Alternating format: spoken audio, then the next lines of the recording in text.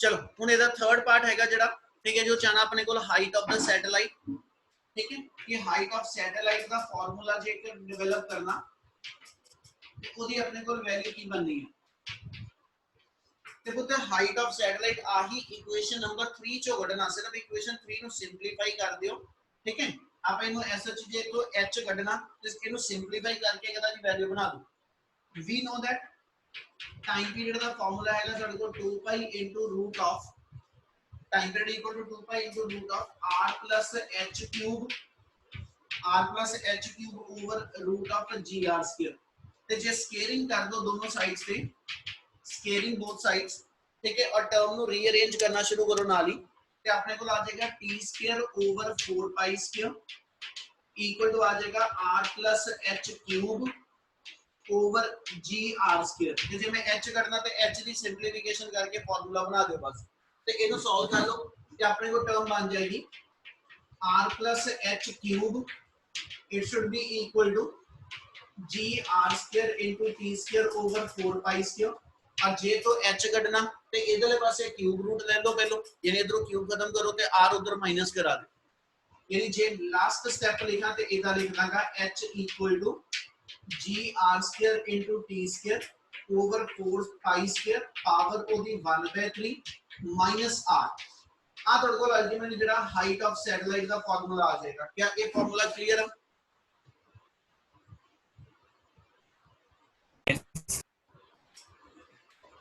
इना क्लियर है सारिਆਂ ਨੂੰ?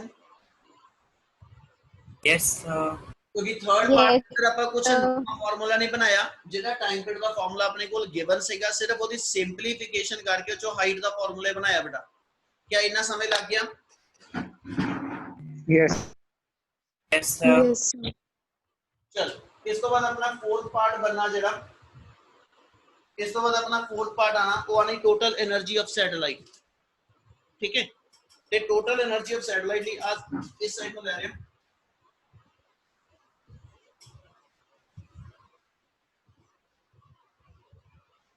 सैटेलाइट जो अपने ऑर्बिट च मूव करेगा उसको एनर्जी केड़ी फॉर्म च होएगी?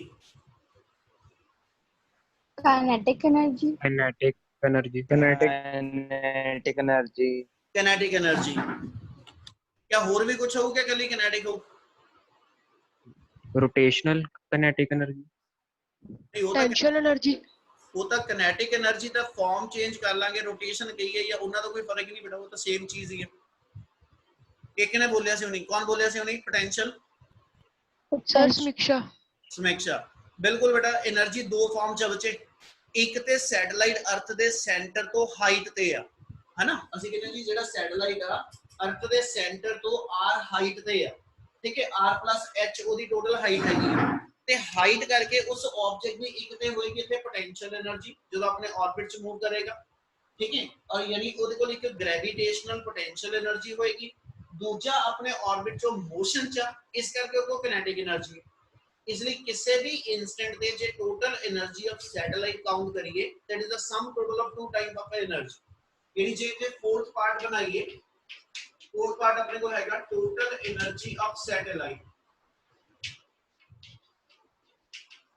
देखो तो टोटल एनर्जी ऑफ सैटेलाइट नु डिफाइन करा तो ਅਸੀਂ ਕਹਿੰਦੇ ਸੀ we know that total energy E define कर दो, and that is the sum total of kinetic energy and potential energy of the satellite। ਤੇ ਤੁਸੀਂ kinetic energy कैलकुलेट करनी है। we know that kinetic energy the value ਆਪਣੇ ਕੋਲ ਆਂਦੀ ਆ half mv square। kinetic energy ਆਪਣੀ half mv square ਹੋਏਗੀ ਤੇ ਇਹਦੀ ਵੈਲਿਊ ਨੂੰ ਕੈਲਕੂਲੇਟ ਕਿੱਥੋਂ ਕਰਨਾ? ਇਸ ਤਰ੍ਹਾਂ ਤੋਂ we know that fc equal to fg।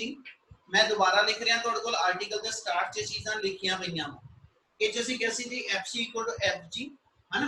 ਤੇ fc ਦਾ ਫਾਰਮੂਲਾ ਸੀਗਾ mv square by r और fg ਦਾ ਫਾਰਮੂਲਾ ਸੀਗਾ gmm by r square। क्या फॉर्मूला क्लियर है? Yes sir. Centric gravitational force आपस में ਆਪਾਂ ਇਕੁਏਟ ਕੀਤੀਆਂ, ਇਹ ਚੋਂ ਇੱਕ r ਕੈਨਸਲ ਕਰ ਲਓ, ਇੱਕ m ਕੈਨਸਲ ਕਰ ਲਓ, ਨਹੀਂ ਕਰਨਾ m ਰਹਿਣ ਦੋ ਕੈਨਸਲ ਕਰਨ ਨੂੰ। ਕਾਰਨ ਇਹ ਕਿ ਅਸੀਂ ਐਸਐਚ kinetic energy half mv square ਬਣਾ ਲਈ ਤੇ ਆ mv ਸਕੁਅਰ ਦੀ ਵੈਲਿਊ gmm by r ਬਣੀ। ਤੇ ਜੇ ਮੈਂ ਦੋਨੋਂ ਪਾਸੇ ਐਸਐਚ ਨੂੰ ਪੂਰਾ ਡਿਵਾਈਡ ਕਰ ਲਵਾਂ ठीक है, यानी नेक्स्ट लाइन च इनू इतना डिफाइन कर ला, half of mv square equal to half of gmm by r ਤੇ ਆ ਜਿੰਨੀ ਮੇਰੀ ਵੈਲਿਊ ਆ ਗਈ ਇਹ kinetic એનર્ਜੀ ਦੀ ਵੈਲਿਊ ਬਣ ਜੂ। Yes, sir. Yes, sir. Yes, sir. therefore अपने को पे kinetic एनर्जी ਦੀ ਵੈਲਿਊ ਆ ਜਾਏਗੀ gmm by 2r। ਆ ਤੁਹਾਡੇ ਕੋਲ ਆ ਗਈ kinetic एनर्जी। ਸੈਕਿੰਡ ਅਸੀਂ ਲਿਖਣੀ ਆ ਗ੍ਰੈਵਿਟੇਸ਼ਨਲ ਪੋਟੈਂਸ਼ੀਅਲ એનર્ਜੀ। ਇਹ ਆਪਣੀ ਪਿਛਲੀ ਡੈਰੀਵੇਸ਼ਨ ਚ ਆਪਾਂ ਡਿਫਾਈਨ ਕੀਤੀ ਹੋਈ ਆ। ਨਾਓ ਗ੍ਰੈਵਿਟੇਸ਼ਨਲ ਪੋਟੈਂਸ਼ੀਅਲ એનર્ਜੀ कोई फार्मूला बोलेगा ਇਹਦਾ ਕੀ ਸੀਗਾ ਗ੍ਰੈਵਿਟੇਸ਼ਨ ਪੋਟੈਂਸ਼ੀਅਲ એનર્ਜੀ ਦਾ? Gmm/r minus gmm by r। ਮੈਂ ਕਿਹਾ ਸੀ ਗ੍ਰੈਵਿਟੇਸ਼ਨ ਪੋਟੈਂਸ਼ੀਅਲ એનર્ਜੀ 네ਗੇਟਿਵ ਚ ਇਹ ਦਿਖਾਉਂਦੀ ਕਿ ਵੀ ਅਟਰੈਕਟਿਵ ਫੋਰਸਸ ਨੇ, ਇਸ ਲਈ ਕੋਈ ਸਾਈਨ ਦੀ ਗਲਤੀ ਨਹੀਂ ਕਰੋਗੇ। ਜੇ ਇਸ ਦੇ ਅੰਦਰ ਸਾਈਨ ਛੱਡ ਕੇ ਚੱਲੇ ਤਾਂ ਤੁਹਾਡੀ ਟੋਟਲ એનર્ਜੀ ਗਲਤ ਹੋ ਜਾਣੀ ਆ। ਇਸ ਗੱਲ ਨੂੰ ਯਾਦ ਰੱਖਿਓ कि kinetic energy कभी नेगेटिव नहीं होती। kinetic energy always to be a positive quantity। gravitational potential energy, electric potential energy ये नेगेटिव ਦੇ ਅੰਦਰ ਮੈਨੂੰ ਇਹ ਸ਼ੋ ਕਰਦੀਆਂ ਕਿ ਦੋ ਆਬਜੈਕਟ ਦੇ ਵਿੱਚ ਅਟਰੈਕਟਿਵ ਫੋਰਸਸ ਨੇ, ਇਸ ਲਈ ਪੋਟੈਂਸ਼ੀਅਲ એનર્ਜੀ ਟੋਟਲ એનર્ਜੀ ਠੀਕ ਹੈ ਇਹ 네ਗੇਟਿਵ ਹੋ ਸਕਦੀਆਂ ਠੀਕ ਹੈ। ਔਰ ਇਹਦੇ 네ਗੇਟਿਵ ਸਾਈਨ ਦਾ ਫਿਜ਼ੀਕਲ मीनिंग ਇਹ ਆ ਕਿ ਵੀ ਅਟਰੈਕਟਿਵ ਫੋਰਸਸ ਰੋਲ ਪਲੇ ਕਰ ਰਹੀਆਂ, ਪਰ kinetic energy never to be the negative। kinetic ਹਮੇਸ਼ਾ ਮੇਰੀ ਪੋਜ਼ਿਟਿਵ ਫਾਰਮ ਚ ਆਉਂਦੀ ਹੈ। क्या ये निकल क्लियर? Yes, sir.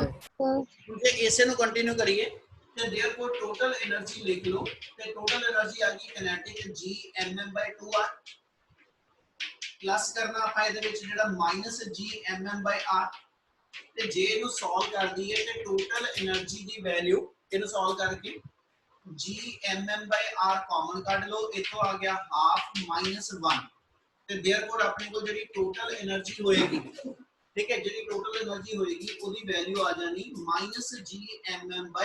-gmm/2r। और ਜੇ ਵੈਲਿਊ ਨੂੰ ਚੈੱਕ ਕਰੋ ਤੇ ਇਹਦੀ ਵੈਲਿਊ ਸੇਮ ਹੋਣੀ ਹੈ ਜਿੰਨੀ kinetic એનર્ਜੀ ਆ। ਇਹ ਯਾਦ ਰੱਖਣ ਦਾ ਢੰਗ ਹੋਏਗਾ ਕਿ ਜੇ ਮੈਨੂੰ kinetic એનર્ਜੀ ਦਾ ਫਾਰਮੂਲਾ ਆਂਦਾ ਤਾਂ ਮੈਨੂੰ ਪਤਾ ਟੋਟਲ એનર્ਜੀ kinetic ਦੇ ਬਰਾਬਰ ਆ ਪਰ 네ਗੇਟਿਵ ਚ, ਔਰ ਪੋਟੈਂਸ਼ੀਅਲ એનર્ਜੀ ਦੀ ਵੈਲਿਊ ਜਿਹੜੀ ਹੋਏਗੀ ਹੈ ਨਾ ਉਹ ਇਸ એનર્ਜੀ ਤੋਂ ਕਹਿੰਦਾ ਜੀ ਮੇਰੇ ਕੋਲ ਐਸਾ ਚ ਡਬਲ, मतलब kinetic हाफ आ gmm/r ਦਾ हाफ आ ठीक है, पोटेंशियल मेरी gmm/r आ और टोटल एनर्जी मेरी सेम kinetic जितनी बट विद नेगेटिव साइन। यानी एक वैल्यू याद रख लो ठीक है जी, एक वैल्यू याद रख लो तो बाकी दो उससे तो बन जाती।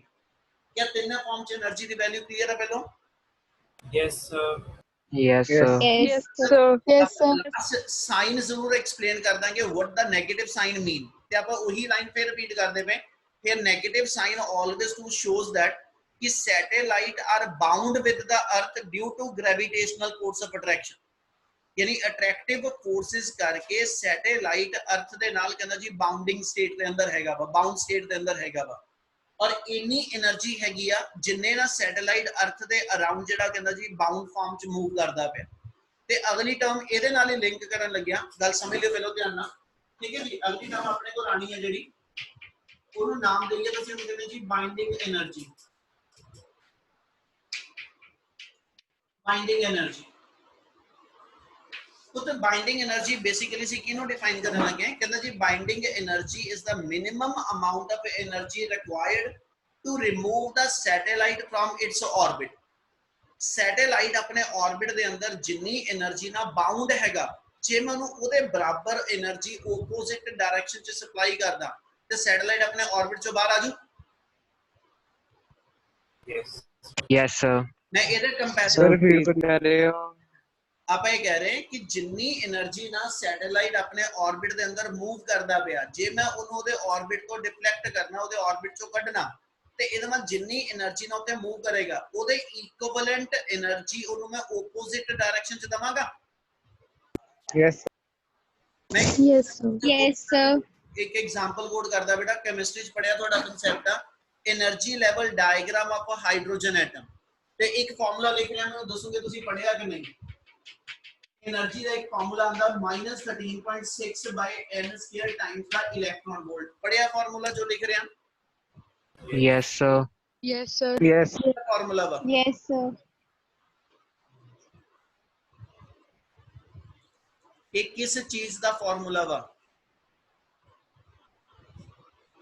Energy of a Energy of an shell. electron ਮੈਨੂੰ in clear a shell. ਫਾਰਮੂਲੇ ਤੋਂ ਇਹ ਮੈਨੂੰ ਇੱਥੇ ਵੀ ਸੇਮ ਵਰਡ ਆ ਨੈਗੇਟਿਵ ਸਾਈਨ ਇਹ ਇੰਡੀਕੇਟ ਕਰਦਾ ਕਿ ਇਲੈਕਟ੍ਰੋਨ ਆਪਣੇ ਆਰਬਿਟ ਦੇ ਅੰਦਰ ਕਹਿੰਦਾ ਜੀ ਇੰਨੀ એનર્ਜੀ ਦੇ ਨਾਲ ਕਹਿੰਦਾ ਨਿਊਕਲੀਅਸ ਨਾਲ ਬਾਉਂਡ ਆ ਯਾਨੀ ਜੇ ਮੈਂ ਇਹ ਮੰਨਾ ਹਾਈਡਰੋਜਨ ਐਟਮ ਦੇ ਕੇਸ ਦੇ ਵਿੱਚ ਫਰਸਟ ਆਰਬਿਟ 'ਚ ਇਲੈਕਟ੍ਰੋਨ ਆ ਫਰਸਟ ਆਰਬਿਟ ਦੇ ਅੰਦਰ ਯਾਨੀ n ਨੂੰ ਆਪਾਂ 1 ਪੁੱਟ ਅਪ ਕਰਕੇ ਚੱਲੀਏ ਤੇ ਫਰਸਟ ਆਰਬਿਟ ਦੇ ਅੰਦਰ ਇਲੈਕਟ੍ਰੋਨ ਦੀ એનર્ਜੀ ਆਈ -13.6 electron volt what it indicate ਤੇ ਮੈਨੂੰ ਇਹ ਇੰਡੀਕੇਟ ਇਹ ਕਰਦਾ ਕਿ ਜਿਹੜਾ ਇਲੈਕਟ੍ਰੋਨ ਫਰਸਟ ਆਰਬਿਟ 'ਚ ਮੂਵ ਕਰਦਾ ਪਿਆ ਠੀਕ ਹੈ ਨਿਊਕਲੀਅਸ ਦੇ ਅਰਾਊਂਡ ਇੰਨੀ એનર્ਜੀ ਨਾਲ ਨਿਊਕਲੀਅਸ ਨਾਲ ਉਹ ਬਾਉਂਡ ਆ ਤੇ ਜੇ ਮੈਂ ਇਸ ਇਲੈਕਟ੍ਰੋਨ ਨੂੰ ਹੈਨਾ ਇਸ ਆਰਬਿਟ ਚੋਂ ਬਾਹਰ ਕੱਢਣਾ ਇਹਨੂੰ ਤੇ ਮੈਂ ਬਾਹਰ ਕੱਢਣਾ ਤੇ ਇਹਦਾ ਮਤਲਬ ਆ ਬੌਂਡ ਤੋੜਾਂਗੇ Yes, sir.